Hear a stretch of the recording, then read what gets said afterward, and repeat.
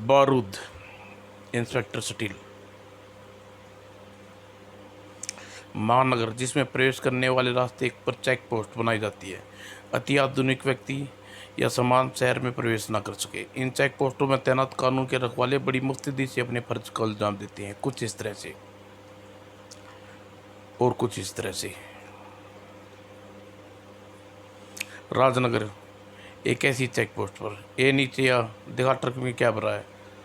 Truck में भरे सामान को देखने से अच्छा है हवलदार साहब कि आप यही से देखिए इस ट्रक के लिए और पिछले वाले ट्रक के लिए। 100 के नोटों की उन गड्डियों को ऐसे झपटा जैसे चील मांस पे झपटती है। फिर कुछ पल बाद गड्डियाँ उन्हें ठिकाने में बिताए और फिर ए बैरियल हटा जाने दे इन ट्रकों को। मैंने चेक कर लिया, इसमें कुछ नहीं है। हे समझ गया साहब। उसी सिपाही ने बैरियल को हटा दिया। इसी के साथ ट्रक स्टार्ट होकर तेजी से आगे बढ़ा और फिर दूसरा और फिर तीसरा। नहीं, यह तीसरा ट्रैफिक नहीं जा पार कर सका। उसे पहले ही दो हाथों ने उसे बैरियल को खींचकर तीसरे ट्रक को रोकने के लिए मजबूत किया। जो सब इंस्पेक्टर सलाम की हाथ थी। सब इंस्पेक्टर सलमा, आप एकाकी यहाँ कैसे आ गए? आपने यह ट्रक क्यों रोक दिया? मैंने स्पेशल टेस्टिंग की इसे चेकिंग करना चाहता हूँ, लेकिन मुझे इसकी चेकिंग कर चुका हूँ, इसमें कुछ नहीं है। दुनिया गेहूँ छानती है हवलदार, सलमान आटा नहीं बीज छानती है। ओह, सकता है कि मुझे इसे शक और तुम्हारा ऑफिसर होने के नाते मुझे इसे अधिकार है कि मैं अपनी शक की पुष्टि करूं। सलमा ट्रक पर चढ़ने लगा और तभी ट्रक ने एक झटका से आगे बढ़ा और उन्होंने बैरियल के परखचे उड़ा दिए। ये गैर कानूनी माल से भरा है और यह माल क्या है जानने के लिए इसके पीछे जाना होगा। यह मुझे साइड मार कर नीचे गिरा कुचलना चाहता है। कोई बात नहीं, मैं इसके पीछे लगी रहता हूँ, तब तक मुझे बचकर भागते रहोगे। सलमा ट्रक के पीछे लगे रहने का फैसला किया। जब ड्राइवर ने पीछे छोड़ने को लगता है लेडी इंस्पेक्टर, इस दुनिया में टाइम पूरा हो गया है। कुछ देर बाद माय गॉड, ट्रक में लदे माल पर आदमी नजर आ रहा है जिसके हाथ में हथियार है। इसकी अगले बारूद के निशाने पर हूँ। उसकी हरकतों ने साबित कर दिया कि यह कोई बड़ा चक्कर है जो कि स्थिति में अकेली उन्हें नहीं रोक सकती। इसलिए मुझे हेलक्वार्टर से संपर्क करके कमिश्नर साहब से सारी स्थिति के समझाने होगा। फास्ट भेजिए। ओके, तुम उसके पीछे लगी रहो, हम तुम्हें मदद के लिए भेजने का प्रयास करते हैं। परंतु संबंध में चेक होते ही कमिश्नर गुप्ता लपके के पास खड़ा डीएसपी उमड़ कर बोला, सर मुझे आदेश दीजिए, मैं खुद पार्स लेकर सब इंस्पेक्टर सलमा की हेल्प के लिए पहुँचता हूँ। मैं जानता हूँ वह ट्रक किसका है, उसमें क्या है। मैं ट्रक को पुलिस के हाथ पड़ने से बचा दिया मैं माला माल हो जाऊँगा। डीएसपी अम्बेडकर मंसूबों पर कमिश्नर गुप्ता ने पानी फेर दिया। सब इंस्पेक्टर सलमा की मदद तुरंत चाहिए। इस काम में तुम हरगज नहीं कर सकते, किसी और को भेजना होगा। मैं जानता हूँ किसे भेजोगे। बुरी तरह खिन्न होकर एसपी डीएसपी उमड़कर और जब इंस्पेक्टर सलमा लड़खड़ाकर मोटरसाइकिल सलमा ने संभाली। मेरे कंधे में बहुत दर्द हो रहा है, लेकिन मैं इसका पीछा नहीं छोड़ूंगी। बड़ी जिद्दीदार है ये इंस्पेक्टर, गोली लगने के बाद भी हमारा पीछा नहीं छोड़ रही। सब एक साथ गोलियां बरसाओ, हमारा पीछा दुनिया भी छोड़ देगी और साथ ही गरज उठी गने। इनमें बहुत गोलियां हैं, सलमा की मौत का कारण बनती। तभी inspector steel, relax mister Salma, तुम रुको, मैं इन्हें संभाल लूँगा। Okay sir. Sub inspector Salma अपनी मोटरसाइकिल रोक दी और 1000 सीसी शक्तिशाली इंजन वाली स्पेशल मोटरसाइकिल सिंह की बरसती पीठ की भाग निकली। बहुत भाग दौड़ लगा ली, अब तुम जल्दी रोकना होगा और इसके लिए करना होगा तरीका। हवा में तैरती स्पेशल मोटरसाइकिल और एक पल सामने थी और अब आगे नहीं बढ़ेगा बच्चों। ट्रक ड्राइवर ने तेजी से ट्रेनिंग घुमाया और मोटरसाइकिल से टकराने से रास्ते बचाया, लेकिन खुद को बचा लिया। ट्रक के कैबिन को तोड़ते हुए ड्राइवर गिर गिरा और पेड़ से टकरा गया और फिर संभलने का मौका नहीं दिया और उन्होंने सिपाही ने। तभी स्वामी ने कहा था, मर जाना, पुलिस के हाथ न पड़ना। तभी बची सर, लेकिन मैं इस तरह मरूंगा तो हमारा कोई साथी बचेगा। और टीन का डब्बा मेरे साथ इन ट्रक में भरा हजारों किलो माल बारूद भी फटेगा। अब मैं बेहद भीषण धमाके होने वाला है। इंस्पेक्टर स्टील लेकर लुढ़कती चली गई सलमा, और ठीक उस धमाके ने वातावरण को थर्रा दिया।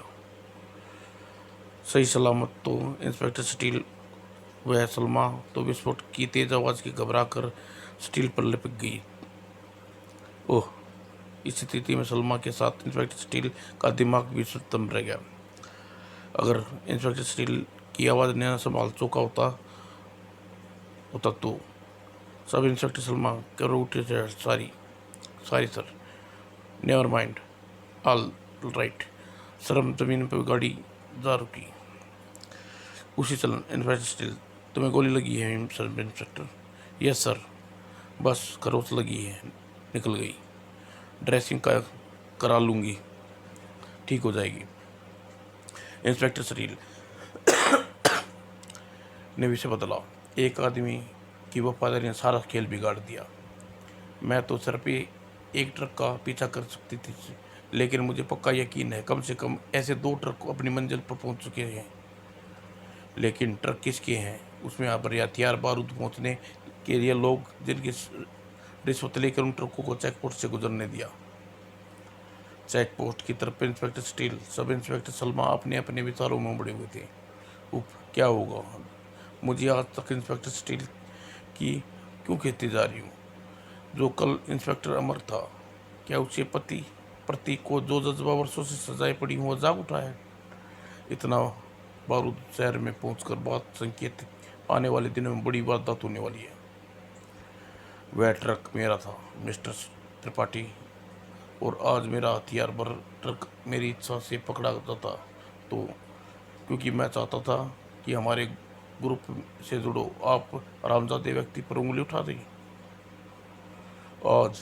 लेकिन आज मेरा ट्रक मेरी इच्छा से के बिना पकड़ा गया तो अच्छा हुआ। तो मेरे वफादार साथी ने सबूत नष्ट कर दिए, वरना मैं अपना नाम उस ट्रक के पकड़ने वाले को इंस्पेक्टर स्टील के हाथ मेरे गिरबान तक पहुंच जाते।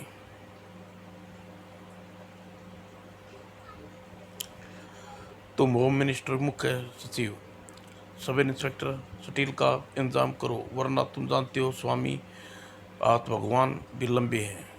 चुटकी बजाते ही जिस कुर्सी में मैं तुम्हें बिठाया हुआ पलक झपकते ही उससे उतार सकता हूँ। जी स्वामी जी, समझ गया। शाबाश, समझदारी का परिचय जल्दी 2 लाख रुपए का हकदार बनो। आजकल ये इंस्पेक्टर स्टील का बूथ कमिश्नर पर बहुत से चढ़ रहा है। बोला, डीएसपी भी बारे में मुझसे बात कहा। उस वक्त राजनगर के चेक पोस्ट पर रिश्वत लेकर तुमने अपनी वर्दी पर अपने फर्ज पर देशद्रोह जैसी घिनौनी जरूरत की है।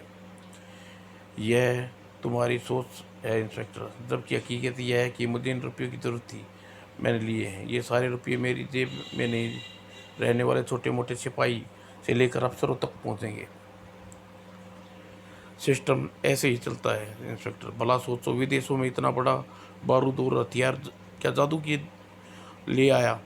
सब ऊपर बैठे लोगों की वजह से हुआ है। करोड़ों रुपये तो इस जेब में पहुंचे हैं, सभी ज़रूरत की पूरी हुई है। ये तो बहुत बहती गंगा है, उस पर बैठे लोग इसमें डुबकी लगा रहे हैं, मैंने तो सिर्फ हाथ धोए हैं। ताऊ में आ गया इंस्पेक्टर स्टील, तुम जैसे गद्दारों की वजह से यह देश आतंकवाद अपराध दलदल में धंसता जा रहा है। मेरा वश चलता तो मैं तुमको गोली मार देता, बता हवलदार से लदे ट्रक कितने थे, मुझे क्या मालूम। ओह, तो तुझे रिश्वत लेने के अपराध में गिरफ्तार करता हूँ, you under arrest.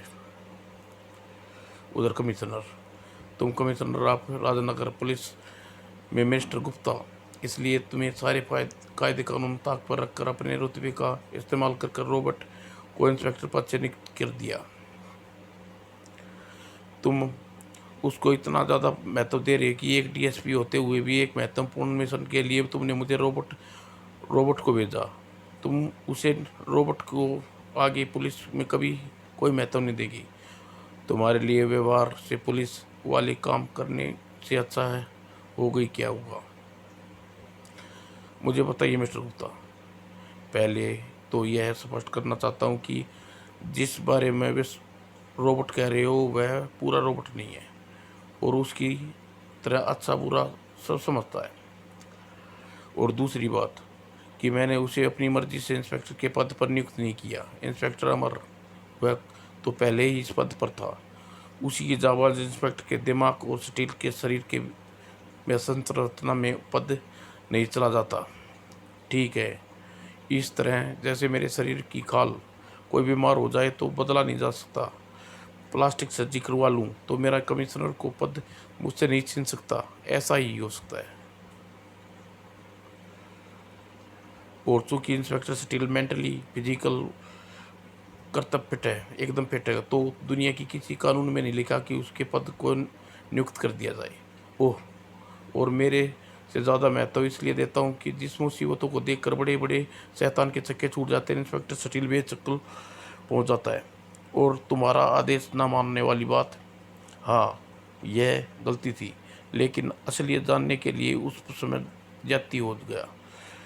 Commissioner Gupta को दिल्ली सुन रहा। ओह, होम मिनिस्टर का प्रमुख त्रिपाठी शिव के ठाका लगा। हाँ, अभी तुमने कहा था कि इंस्पेक्टर स्टील मेंटली फिट है, अभी तुम कह रहे हो कि वह जज्बाती हो गया। तुम्हारी यह दोनों दलीलें एक दूसरे को काटती है मिस्टर गुप्ता। लेकिन सर,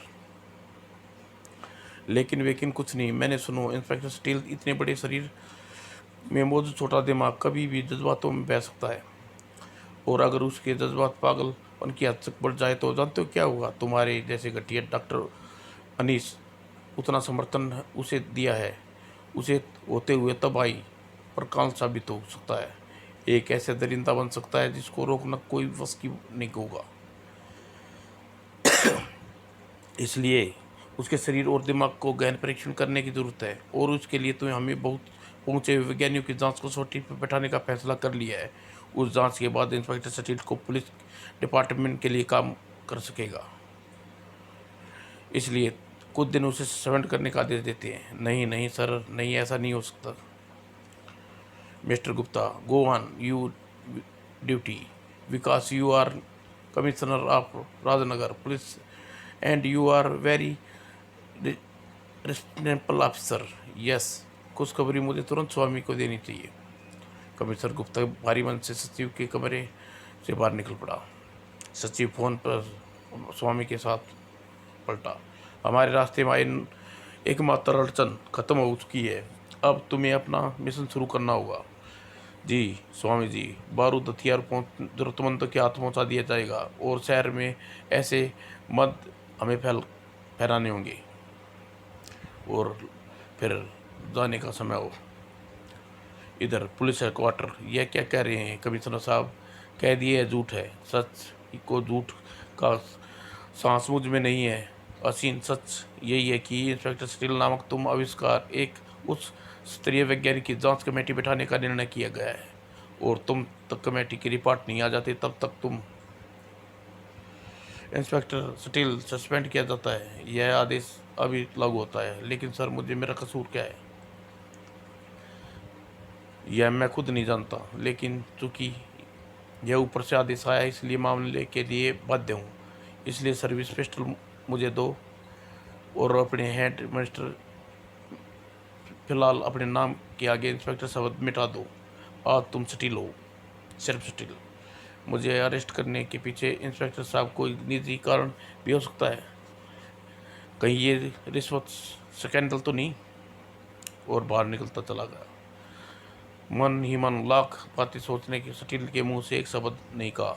अपनी बेल्ट पर रिवॉल्वर कमीशन गुप्ता को सौंप कर उसका यहाँ से जाने का ढंग बता रहा है कि उसकी भावनाओं काफ़ी चोट पहुंची है, किंतु कहानी तो सलमा और हमें उसके साथ होना चाहिए। आओ। वो तुरंत, मिस्टर, निराश हो गए दोस्त? नहीं, पुलिस की नौकरी सेटलमेंट होने के बाद मुझे अपने को जिंदा रखने के लिए कोई न कोई मकसद की तलाश करना होगा, और मकसद मेरी बीवी और बच्चा उन तलाश करना चाहता हूँ। तुम्हारी साथ हम भी उन्हें ढूंढ लेंगे, लेकिन फिलहाल तुम हमारे साथ मिलकर षड्यंत्र का पर्दाफाश करो। सोचना चाहिए जिसने फंसा कर तुम्हें सस्पेंड किया है। आओ दोस्तों, मेरे साथ घर चलो और इस विषय में सोचकर निर्णय लेंगे का प्रयत्न करेंगे। मैं गश्त पर निकलती हूँ। गश्त पर निकली इंस्पेक्टर सलमा अपने विचारों में इंस्पेक्टर सटील निकल नहीं पाई थी।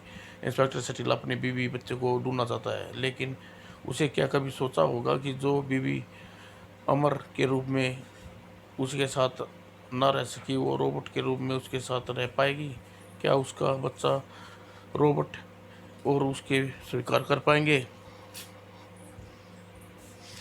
बुरी तरह चौंकी सलमा, और सामने दृश्य देखकर वह लफंगा अपने हाथों में थमी ब्रीफकेस इस इमारत के पास रखकर खिसक गया। वे उस व्यक्ति ने ब्रीफकेस काफ़ी कीमती होना चाहिए, उसे छोड़कर क्यों जा रहा है? देखना होगा। तभी आगे बढ़ी और एक जलताती लंगड़ी को के तक पहुंची। ए रुको, तुम अपना ब्रीफकेस छोड़कर जा रहे हो, शायद तुम्हें पहचानती हूँ। कुछ दिन पहले तुम रेलगाड़ी के नीचे कटने से बचाया था। हाँ हाँ, मैं वही हूँ मैडम, लेकिन यह ब्रीफकेस मेरा नहीं है। झूठ मत बोलो, मैंने तुम्हें अपनी आंखों से वहाँ ब्रीफकेस रखते देखा है। वह ब्रीफकेस मेरा नहीं है मैडम। बोलते बोलते वह लंगड़ा वार करके भाग खड़ा हुआ, लेकिन सलमा जैसे ही पुलिस अफसर के आगे जब दो टांगों वाले नहीं भाग सकते तो वह लंगड़े की क्या भी साथ। दूसरे ही पल शेरनी की तरह गरज उठी सलमा, तेरी हालत पर तरस ना आ रहा होता तो तेरी हरकत के बदले तुझे दूसरी टांग भी गंवानी पड़ती। लेकिन अगर तू बताया नहीं कि ब्रीफकेस में क्या है तो तेरी दूसरी टांग टूटने से कोई नहीं बचा सकता। बम वह किसी समय भी फट सकता है, भागो। ओह माय गॉड, अगर यह ब्रीफकेस फट गया तो इस इमारत में के परखच्चे उड़ा देगा, सैकड़ों जिंदगी मौत के मुंह में चली जाएंगी। मुझे करना क्या होगा? और फिर इसे पकड़ती हूँ। पास खड़े लोगों को पकड़ने का आदेश देकर वह भाग खड़ी सलमा, और विद्युत गति से लपका, और फिर रास्ते से हट जाओ मेरे रास्ते से बम। ऐसे बम इस भीड़ से क्षेत्र से दूर से वह कोई रास्ता तारा नहीं है। बम का नाम सुनते ही काय की तरफ फटती चली गई भीड़। सलमा के हाथ में थमा बम किसी भी समय फटने को चितड़े उड़ा सकता था, लेकिन उस वीरान उसकी चिंता थी तो उस चिंता सिर्फ बम की थी। ना जाने इस बम को ज़्यादा दूर ले सकूंगी या नहीं, इसे फटने से रोक सकती हूँ, लेकिन कुछ ऐसा सोचना होगा कि ये फटने पर किसी को ज़्यादा नुकसान न पहुँचा सके, और इसके लिए यह गटर एकदम ठीक रहेगा। और ब्रिकेट फेंक कर वो चीखती वहाँ से दूर भाग गई, यहाँ से दूर भागो जल्दी। और इसी पल तेज धमाके के साथ शक्तिशाली बम गटर को उठाता चला गया, लेकिन खुश थी सलमा, क्योंकि खुदा ने लाख लाख शुक्र है कि किसी की जान माल की नुकसान ना हुआ। अब लंगड़ा बताएगा कि शक्तिशाली बम कहाँ से लिया। कुछ देर बाद अंधेरे में डूबे इस बड़े गोदाम को तो पता था लंगड़े यहीं मौजूद आदमियों में रुपया बारूद जाते, ताकि वे लोग इस शहर में जगह जगह पर विस्फोट कर सके। पूरे शहर को बारूद के ढेर में बदलने की प्लानिंग परवान चढ़ गई है, लेकिन मैं उस प्लानिंग को साथ साथ इस बनाने वाले को भी दफन कर दूंगी जल्दी। गोदाम में चारों तरफ पेटियां ही पेटियां भरी हैं। इनमें क्या है? ओह, एक लंसर बारूद।